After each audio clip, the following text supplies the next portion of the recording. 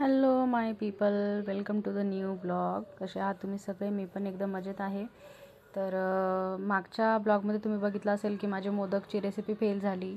तर मग माझ्या डोक्यात परत तीच ना की मला आता सक्सेसफुली करूनच दाखवायचे. तर मग मी पुन्हा ट्राय केला आणि यावेळेस ते सक्सेस झालं आहे. खूप छान जमले होते. हे बघा, तुम्ही बघू शकता कळ्या व्यवस्थित पडल्या. मागच्या याच्यात तर कळ्याच पडत नव्हत्या.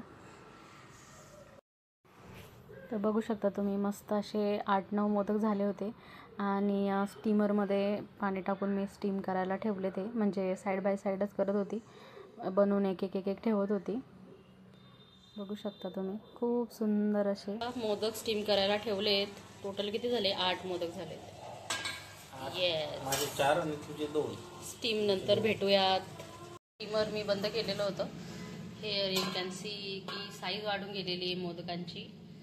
Oh my God steam. तर बघू शकता तुम्ही, खूप सुंदर स्टीम झालेत.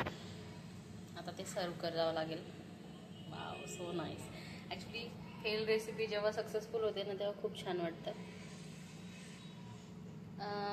तरी छान झाले, but still I need to work on it. बनवत राहील जोपर्यंत मला परफेक्ट जमणार नाही तोपर्यंत.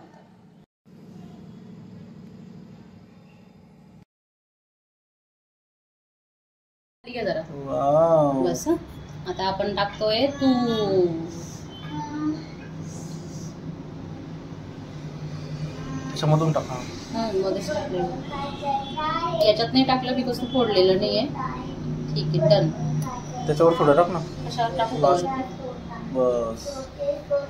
Oh my God. फोटो घ्या. हां ओके, डन. बघा, ऑलमोस्ट सगळंच झालंय. आता शेवटची बॅच तळली जाते. सॉरी, शालो फ्राय होते. तर आता हे झालंय. आता मी भरली मिरचीची तयारी केली ते दाखवते आता. हे बघा, मी मसाला रेडी केला आहे. तर हा मसाला कसा रेडी केला आहे जर कोणी विचारलं तरच सांगेल, ते विनाकारण सगळ्यांनाच येते ह्या गोष्टी. तर हा मसाला रेडी झाला आहे. आता तो मिरचीमध्ये भरणार आहे मी आणि तो परत सेम शॅलो फ्राय करणार आहे मिरच्या. ते पण दाखवते स्टेप बाय स्टेप. ह्या मिरच्या कट करून ठेवल्या आहे, त्यातल्या बिया काढून टाकल्या आहे मी.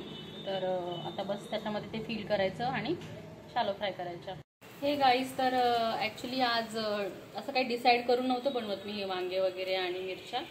जस्ट भाजीपाला मी घेऊन आली आणि म्हटलं काय बनवावं, रेग्युलर तर बनवतोच आपण. तर म्हटलं काहीतरी ट्राय करू. आता हजबंड घरी नाही आहेत माझे. ते सगळं बघून शॉक होऊन जातील, सरप्राईज होऊन जातील.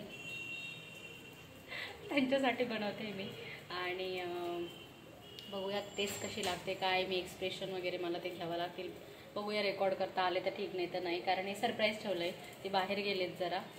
रिटर्न येईपर्यंत माझं सगळंच आवरून जाणार आहे. चला, स्टे ट्यून.